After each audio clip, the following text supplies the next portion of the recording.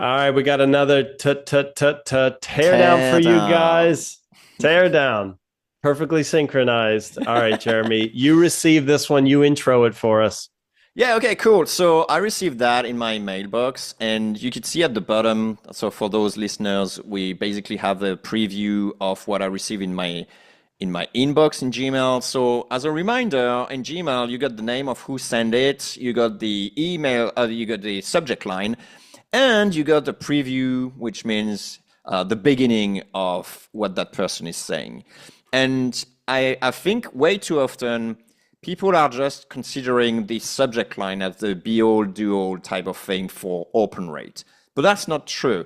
What's really true is a combination of your subject line plus the preview text. And so obviously the longer your subject line, the less place there is for the preview text. And so, small subject line gives you more space for the preview text. And the preview text can also be crafted. It doesn't need to be exactly what's actually inside the email. The point I'm trying to make here is like looking at this preview text and subject line, I just don't know what this email is about. And to me, that was the biggest red flag. I'm I'm not so sure, like, happy you said that because I'm like, wait, I don't know what this is. exactly, right? So let me just read that, and then I want to get your take on that, Jack. All So right, the cool. subject line say, "Yep, no one likes a cold email."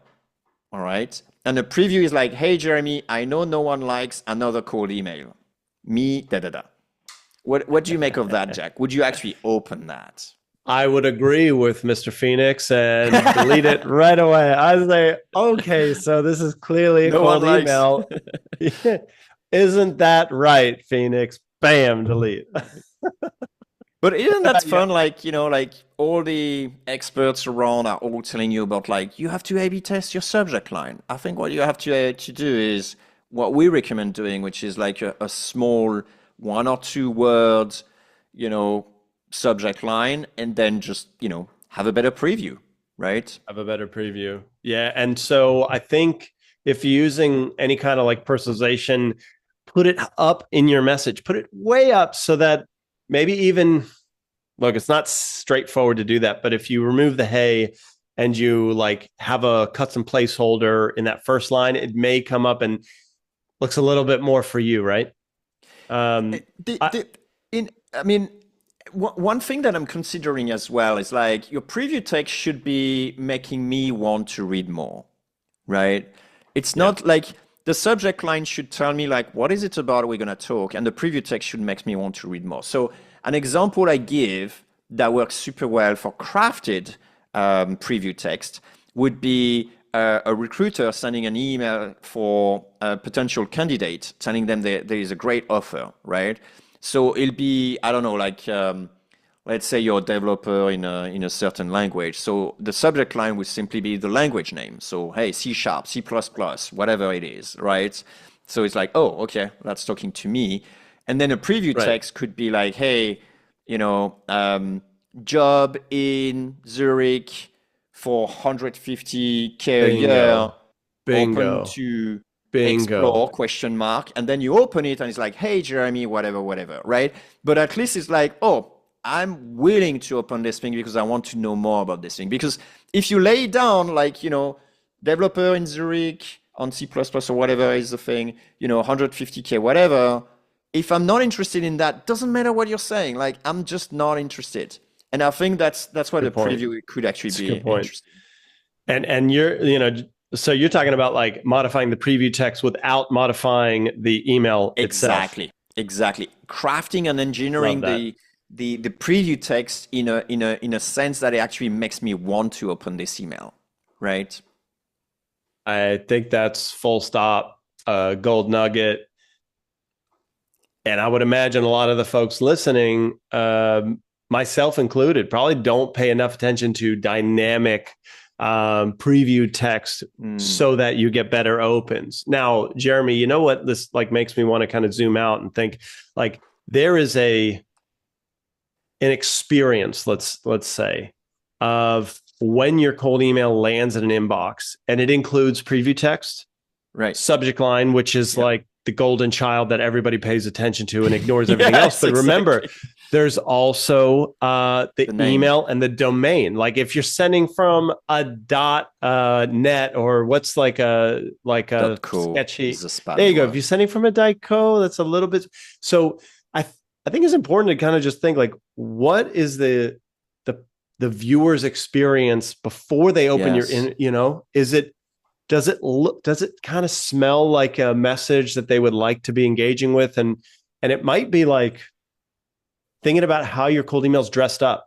Are they dressed up so that someone will want to talk to them? you know Yeah. We weird yeah. No, no, that's cool. There's a few things as well. It's like you don't see the domain name in theory. You see like, I will see Jack Reamer, for example, instead of jack@salesbread.com, Yeah, because basically it signals to the reader that this is not someone trustworthy, or like that Google trusts when they actually put the I don't know why they do that. Like the account is probably properly set up, but we see the email address. We don't actually see the name and the last name, which is weird. I don't know why interesting, Google do that, but they do that. And interesting. so that happens. And then at that point, the credibility is lost already whenever I see someone with an email address instead of Good a point. proper name. Look at that. And that's just like part of the look Yeah. before they open it. That's not deliverability per se, but it is. It's not copywriting per se, but it is, right? Yep. um Hmm. I love that. Now, Jeremy, we have no timer, so Oh so shit. we're at Forgot. risk of just running wild here. It's okay. We're I got past one it. more thing for you then. Hit me with it. Hit me with it. So in QuickMail, unfortunately, I don't have stats, so I'm like a bit annoyed. But I set up everything. I should be able to Guys, are do we it. I just okay? didn't do Should it. hold on? I'm getting word from the producer that they don't want to hear it if you don't have stats. We basically have a feature that actually mimic the first name of the recipient. So basically, you'll see from Jack, something that Yeah, says that is so Visualization. good. That's so good. That's crazy. That is insane. Yeah. But how? All right, fine. But with that feature, like, how does it change the email address? No, it But just no, you don't see it. the email address in theory, Oh, it right? You says the only say name. it That's says just a amazing. name. So it'll be like maybe you say, I don't know, like Bucker as a last name, for example. So Sure, it'll be Jack Bucker. You can actually John Bucket. decide Right. what you actually want to mimic. You could mimic the That's first name or the last name.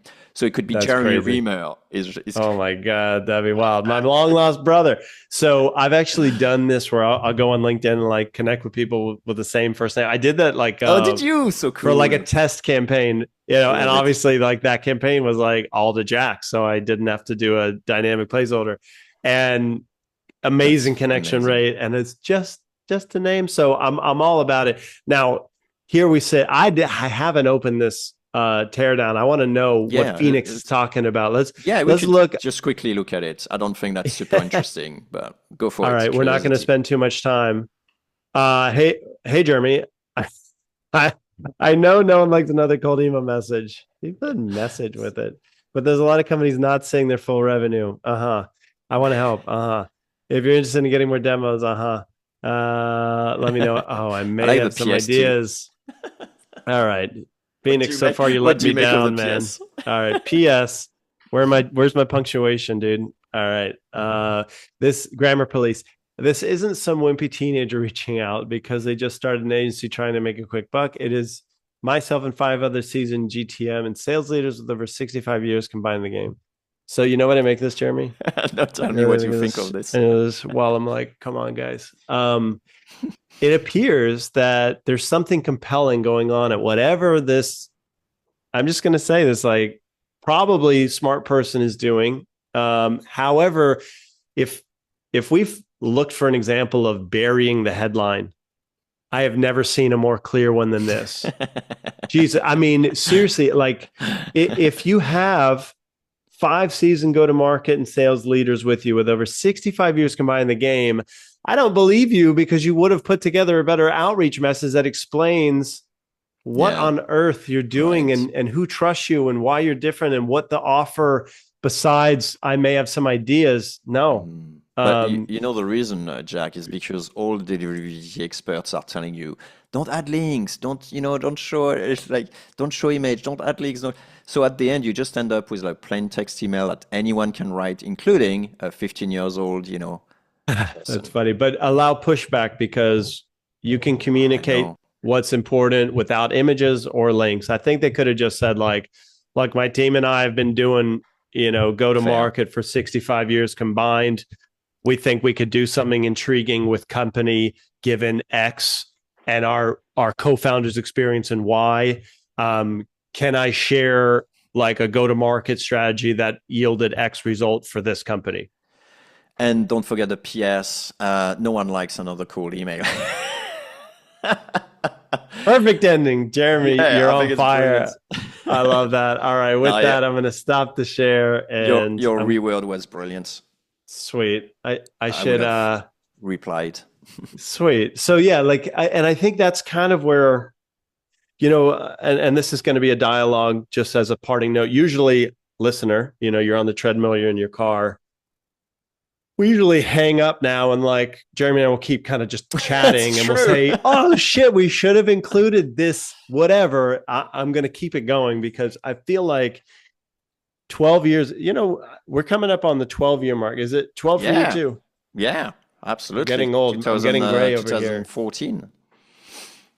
So, anyways, I used to think like a lot of our work was just, you know, put a good list together, throw some copy, borrow whatever offer the client is willing to give me and hustle it out there. And now I'm kind of thinking like, well, that's silly because everything great execution crashes and burns if the strategy is off. So I think in Phoenix's case, like there was a missing conversation that was never had that was like, guys, like, what do you think the most compelling thing we could give a prospective customer who doesn't know who we are from Adam, right? I may have some ideas, ain't it? And I think with a little bit of strategy there, you're going to end up with a better list, much better message, and probably not even the need to personalize like crazy, like just real good offer, right list, and you're going to get something there. I tell you a little secret, Jack. I never personalize anything, but my outreach is always to 200 people, at Yeah. max, because the personalization No. takes care of Yeah. itself as soon as you got like Yeah. a niche. Yeah, you're right. We can still be friends even though you don't personalize. I I mean, I'm like, look, I'm not that like confident with client I know campaigns. I'm you like, love I'm gonna throw the freaking personalization. kitchen sink. So I'm gonna do it. I'm gonna like, but personalization is the waxing, the car wash on the car. You see what I'm saying? Like it won't I make told your you it's a dirty jalopy look secret. beautiful. Yeah, that's okay. So one thing I would add is I was speaking with a client that did a workshop at Perry Marshall, and I was like, all Right. right, tell me, like, he's a genius. What'd you pick up? And I don't think this is like, I think this is public knowledge, but I loved it. He was saying like, good agencies will execute perfectly. Great agencies will make sure that they have the right strategy that they're executing.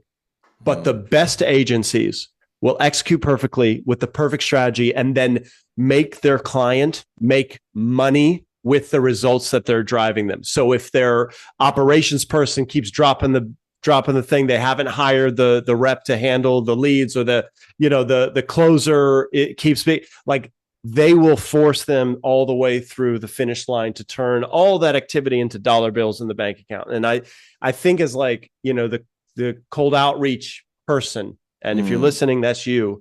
Your job is to like incorporate all three of those in order to really make this Yeah. the success you want it to be. Okay. Mic drop. Mic drop. Thanks, Jeremy. This was awesome, man. All right. Thanks, Jack. All Did right. See we, you did next we, time. what company are you working for, by the way? Phoenix's company with 5 go-to-market exec. Go to salesbread.com Yeah. for like And the best agency doing cold outreach, and quickmail.com for the best software to do it yourself. that's what it is. All right, Jeremy. Mm. Catch you next time. Bye. See ya.